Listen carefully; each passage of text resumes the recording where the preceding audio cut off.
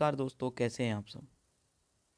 दोस्तों, आज हम लोग बात करेंगे हमारे सोलर सिस्टम के बारे में, जिसमें हम लोग देखते हैं कि भाई एक सूर्य होता है और उसके साथ साथ बहुत सारे ग्रह जैसे पृथ्वी, चंद्रमा, पृथ्वी, बुध, बृहस्पति इत्यादि, और बहुत सारे चंद्रमा जैसे हमारा मून ईटीसी होते हैं। दोस्तों, सौरमंडल से देखने पर हमारी अर्थ कुछ ऐसी दिखाई पड़ती है। ये बिल्कुल आपको एक नीली बॉल के जैसी लगेगी, जो देखने में बहुत ही ज़्यादा सुंदर है। दोस्तों, जो हमारी पृथ्वी है वो सौरमंडल का अब तक का खोजा गया एकमात्र ऐसा ग्रह है जिस पर जीवन है। और हमारा सौरमंडल अगर आप लोग चेक करोगे तो कुछ इस तरह की आकृति में पाया जाता है। थोड़ा बाहर चलते हुए हम लोग देखेंगे कि भाई सौरमंडल में हमारी आकाशगंगा के परिप्रेक्ष्य में सौरमंडल की स्थिति क्या है। तो ये है हमारी आकाशगंगा, जिसे हम लोग मिल्की वे बोलते हैं। और अगर हम सूर्य की तरफ चलें तो कुछ इस तरीके से हम लोग एकदम से सूर्य के पास पहुंच जाते हैं। अलग अलग ग्रहों, उपग्रहों आदि के बारे में हम लोग टाइम टू टाइम अध्ययन करेंगे। आज की हमारी ये वीडियो बहुत ही इंटरेस्टिंग होने वाली है। फ्रेंड्स, ये घूमता हुआ हमारा सौरमंडल है, जिसमें सूर्य के चारों ओर सारे ग्रह चक्कर लगा रहे हैं और सूर्य भी अपनी धुरी पर लगातार घूम रहा है। तो चलिए शुरू करते हैं। दोस्तों, ये है हमारा सूर्य, और सूर्य इस सौरमंडल का मुखिया है। अर्थात सूर्य जो है इस पूरे सौरमंडल को चलाने में या ऊर्जा देने में काम आता है। दोस्तों देखिए, सूर्य किस तरीके से एक दहकता हुआ आग का गोले जैसा है। सन केवल अपनी कक्षा में चक्कर लगाता है और सन के चारों ओर अलग अलग ग्रह अपनी अपनी कक्षाओं में चक्कर लगाते रहते हैं। दोस्तों, अगर बात करें सन के सबसे निकट वाले ग्रह, जिसका नाम है मरकरी, ये है मरकरी, जिसे हम लोग बुध भी बोलते हैं। बुध सौरमंडल का सूर्य का सबसे निकट वाला ग्रह है। तो थोड़ा सा बुध के बारे में अगर अध्ययन करें तो हम लोग पाते हैं कि बुध सूर्य के सबसे निकटतम ग्रह है और उसकी कुछ खास बातें भी हैं। जैसे अगर मैं आपको बताऊं तो बुध अब सूर्य का एक पूरा चक्कर लगाने में लगभग 59 डेज़ का टाइम लेता है, जो कि हमारी पृथ्वी की तुलना में बहुत ज़्यादा कम है। दोस्तों, हमारी जो पृथ्वी है वो सूर्य का पूरा एक चक्कर लगाने में लगभग 365 दिन का समय लेती है, जबकि बुध केवल 59 डेज़ का समय लेता है। इसका कारण यह है क्योंकि ये सबसे निकट है सूर्य के। और फिर अगर बात करें एक और इंटरेस्टिंग फैक्ट की, तो जो बुध है वो अपना पूरा एक चक्कर लगाने में लगभग 88 दिन का समय लेता है। तो आपको जानकर ताज्जुब होगा, ये इसके परिक्रमण काल से बहुत ही ज़्यादा कम है, बहुत ज़्यादा है सॉरी। मतलब सूर्य का एक पूरा चक्कर लगाने में बुध को 59 डेज़ लगते हैं, जबकि अपनी परिक्रमा करने में इसको केवल 88 डेज़ लगते हैं। और बुध की और भी कई सारी खास बातें हैं, जैसे बुध पर दिन का टेम्परेचर बहुत ज़्यादा होता है, क्योंकि जब ये घूमता है तो ये इसका जो हिस्सा सूर्य के सामने होता है बहुत ही ज़्यादा गर्म होता है, लेकिन जो हिस्सा सूर्य से छिपा हुआ रहता है, जैसे ये वाला पार्ट, तो दोस्तों इस वाले पार्ट का टेम्परेचर माइनस में होता है। मतलब आप ऐसा कह सकते हो कि सूर्य के सबसे ज़्यादा निकट है, लेकिन फिर भी ये ठंडे और गर्म दोनों स्थितियों में पाया जाता है। इसके अलावा अगर बात करें, बुध के बाद सौरमंडल का दूसरा बड़ा ग्रह है वीनस, जिसे हम लोग शुक्र भी बोलते हैं। दोस्तों, शुक्र पृथ्वी से एकदम पहला ग्रह है और सौरमंडल का सूर्य के बाद दूसरा ग्रह है। बुध अपनी कक्षा में चक्कर लगाता है, उसके बाद ये आपका शुक्र चक्कर लगाता है। फ्रेंड्स, अगर शुक्र की बात करें तो शुक्र के कुछ नाम हैं जो आपके जर्नली कॉम्पिटिटिव एग्ज़ाम में पूछे जाते हैं। आपसे पूछा जाएगा कि भोर का तारा किसे कहा जाता है, या फिर आपसे पूछ सकता है कि सांझ का तारा किसे कहा जाता है। तो भोर का तारा पूछे या सांझ का तारा पूछे, ये दोनों ही नाम आपको जवाब में आपको देना है शुक्र, क्योंकि शुक्र जो है ये बहुत ही ज़्यादा चमकीला ग्रह है। हम आगे बात करेंगे शुक्र चमकीला क्यों है। दोस्तों, इसके अलावा शुक्र के और भी कई सारे नाम हैं, जैसे इसे पृथ्वी की जुड़वा बहन बोला जाता है।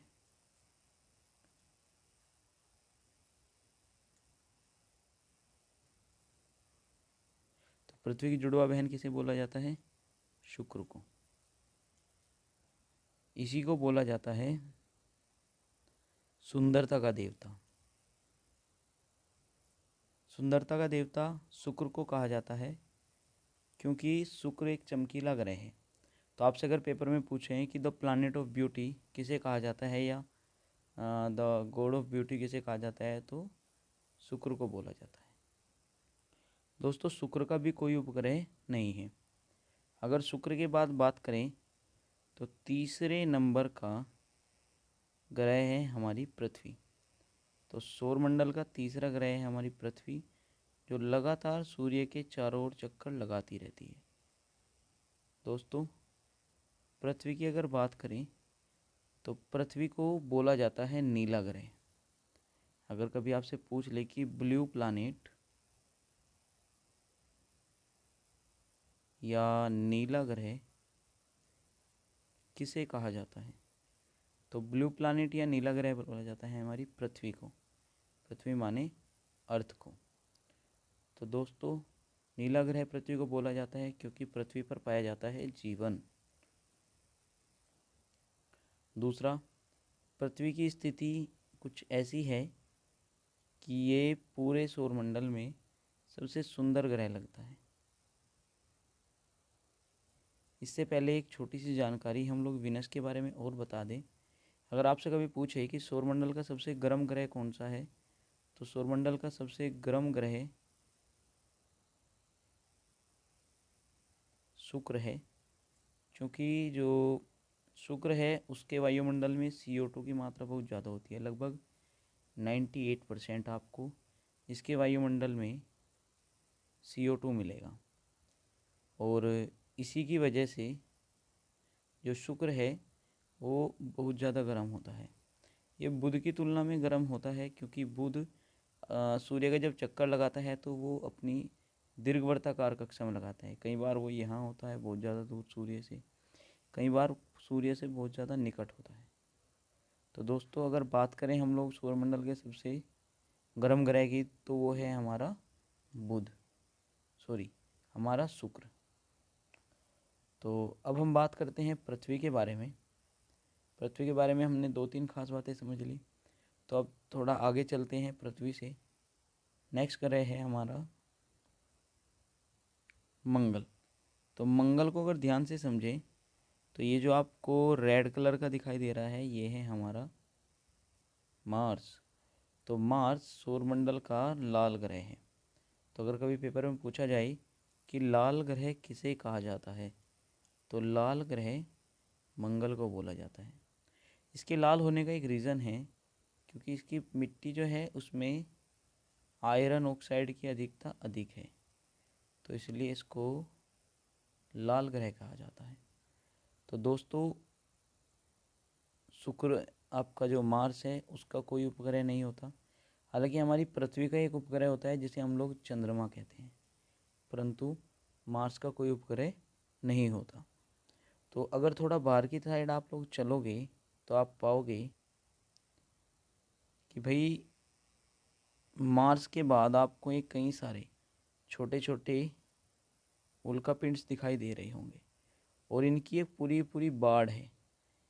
मतलब अगर आप जैसे जैसे दूर जाओगे तो वैसे वैसे आपको इन सारे उल्कापिंडों की एक बाढ़ दिखाई देगी।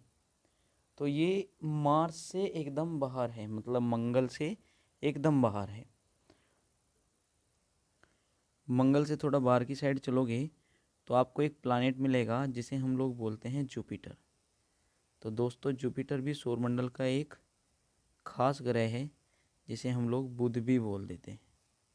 तो जुपिटर की अगर बात करें तो जुपिटर में भी कुछ खासियत हैं। जैसे इसका सबसे पहले तो अगर आप लोग जुपिटर की पूरी स्ट्रक्चर देखोगे तो इसका एटमॉस्फेयर मॉलिक्यूलर हाइड्रोजन और हीलियम से बना होता है। उसके बाद इसका जो मेंटल है वो liquid metallic hydrogen and helium से बना होता है, परंतु इसका जो कोर है वो थोड़ा डेंसर है।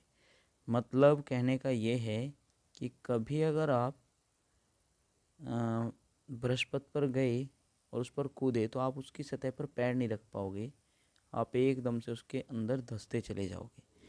तो आप ऐसे समझ सकते हो कि जो बृहस्पति है वो एक तरीके से गैसों का गुब्बार है। और बृहस्पति की कुछ और भी खासियत हैं, जैसे सौरमंडल का सबसे बड़ा ग्रह भी है और भाई इसके कई सारे उपग्रह भी हैं। कुछ खास से उपग्रह के बारे में अगर बात करें तो इसके कुछ खास से उपग्रह इस तरीके से हैं। जैसे जुपिटर के कुछ खास से मून हैं, लगभग इसके 79 मून अब तक पता चले हैं। और इनमें भी कई सारे ऐसे हैं जो कि बड़े ही रोचक हैं। और इसमें हम लोग देखेंगे नेक्स्ट कि जुपिटर के उपग्रह के बाद नेक्स्ट प्लानेट कौन सा है। जुपिटर के एकदम बाद नेक्स्ट ग्रह है स्टेरिन। इसको हम लोग बोलते हैं शनि। तो शनि भी एक खास ग्रह है। अगर आप इसको खास तरीके से देखोगे तो शनि के चारों ओर आपको छल्ले दिखाई देंगे। तो ये छल्ले क्यों हैं? क्योंकि भाई ये है लगभग आपका शनि। इसके चारों ओर आप लोग देख रहे होंगे, आपको छल्ले जैसा कुछ बना दिखाई देगा। तो दोस्तों वास्तव में छल्ले कुछ ऐसे होते हैं कि इसके चारों ओर बहुत सारे उपग्रह पाए जाते हैं जो कि जब ये घूमता है तो इसके साथ साथ घूमते रहते हैं और घूमने की स्पीड भी उनकी बहुत ज़्यादा है। तो आपको ऐसा लगेगा जैसे शनि के अंदर क्या है, छल्ले बने हुए हैं। तो शनि के अंदर इसके साथ में छल्ले घूम रहे हैं। तो वलय वाला ग्रह अगर आपसे कोई पूछे तो वह शनि है, इसको बोलते हैं हम लोग वलय ग्रह। तो आज के टाइम में सबसे ज़्यादा उपग्रह आपको शनि के ही मिलेंगे। ठीक है दोस्तों, इसके बारे में थोड़ा और डिटेल में समझते हैं। दोस्तों शनि की अगर एटमॉस्फेयर की बात करें तो शनि का एटमॉस्फेयर आपका शुक्र की तरह ही है, सॉरी बृहस्पति की तरह ही है। इसमें मॉलिक्यूलर हीलियम हाइड्रोजन गैस पाई जाती है और साथ ही साथ इसका कोर भी थोड़ा मोटा है।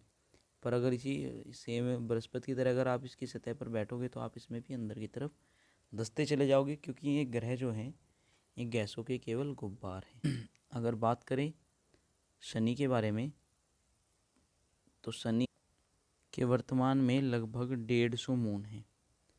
तो ये समझ लो कि 150 उपग्रह हमारे शनि के हैं। तो 150 उपग्रह। तो आपसे अगर कोई पूछे कि सौरमंडल का सबसे बड़ा प्लानेट कौन है तो हमारा शनि है। शनि से बाहर की ओर चलने पर हम लोग पाएंगे नेक्स्ट एक खास उपग्रह जिसका नाम है यूरेनस। दोस्तों यूरेनस हमारे सौरमंडल का एक खास उपग्रह है जो देखने में आपको हरे कलर का दिखाई देगा। और सौरमंडल में अगर आपसे पूछा जाए कि ग्रीन प्लानेट किसे कहते हैं तो दोस्तों ग्रीन प्लानेट है हमारा यूरेनस, जिसे हम लोग वरुण भी बोलते हैं। तो इसको हम लोग वरुण कह सकते हैं, सॉरी इसका नाम है अरुण। तो अरुण होता है हरे रंग का। इसके भी लगभग 22 के तरीके के आप उपग्रह पाओगे। और अगर इसकी थोड़ी सी स्ट्रक्चर की बात करें तो इसकी स्ट्रक्चर भी लगभग शनि और आपका बृहस्पति की तरह की है। और इससे थोड़ा दूर की साइड चलें तो नेक्स्ट उपग्रह है हमारा नेपच्यून, जिसे हम लोग वरुण भी बोलते हैं। तो वरुण कुछ देखने में आपको ऐसा दिखाई देगा, जो कि लगभग बहुत ही ज़्यादा ठंडा उपग्रह है। इसके बारे में और डिटेल से समझने के लिए हम इसकी एक इमेज देखते हैं जो थोड़ी सी बड़ी है। तो नेपच्यून की स्ट्रक्चर के बारे में बात करें तो नेपच्यून की जो स्ट्रक्चर है वो कुछ ऐसी है, देख रहे होंगे आप इसको। ये लगभग आपको ब्लू से कलर में दिखाई दे रहा है। तो नेपच्यून की जो सतह है वो भी गैसेस है, और इसकी मेंटल पे आपको वाटर और अमोनिया का मिक्सचर मिल जाएगा। बट अगर बात करें इसके कोर की, तो इसके कोर में सिलिका और आयरन की अधिकता पाई जाती है। तो दोस्तों, इस तरीके से सौरमंडल का सबसे ठंडा ग्रह है हमारा वरुण। तो ठंडा क्यों है? क्योंकि ये एक तो सूर्य से दूर है, और प्लस एक इसका वायुमंडल भी इस चीज़ के लिए जिम्मेदार है। तो इस प्रकार से दोस्तों, ये जो आपने देखा ये हमारा था सौरमंडल। और एक बार मैं आपको दोबारा से पूरे सौरमंडल के दर्शन अंतरिक्ष से करा देता हूँ। तो अंतरिक्ष में हमारा सौरमंडल इस तरीके से दिखता है।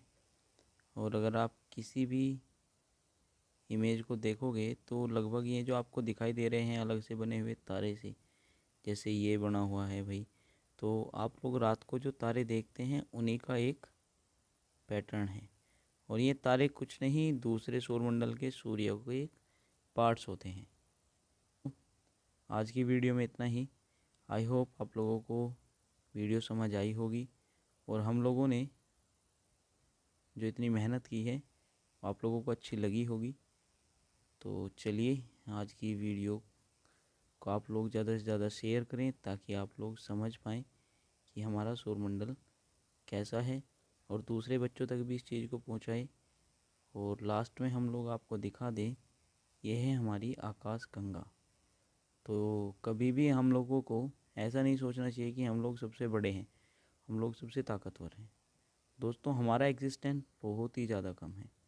अगर आप चेक करोगे तो ये हमारी आकाश गंगा है। इस आकाश गंगा के अंदर भी एक छोटा सा मतलब करोड़ों की संख्या में आपको सौरमंडल मिलेंगे।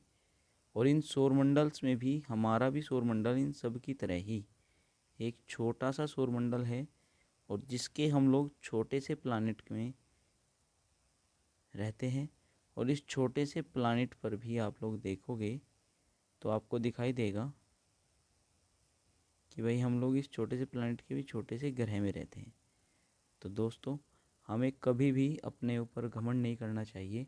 केवल ये समझना चाहिए कि भाई हम इस प्रकृति के इतने बड़े अंश का एक छोटा सा भाग हैं। और दोस्तों, इसी के साथ मैं अपनी वाणी को विराम देता हूँ। आई होप आपको वीडियो अच्छी लगी होगी, और आप लोग इस वीडियो को शेयर करें, कमेंट करें, और बताएं कि आप लोगों को और इसी तरह की 3D पिक्चर्स किन सब्जेक्ट्स पर चाहिए। तो मैं उन सारे सब्जेक्ट्स पर वीडियो बनाने की कोशिश करूँगा। और इसी के साथ धन्यवाद। Thank you very much.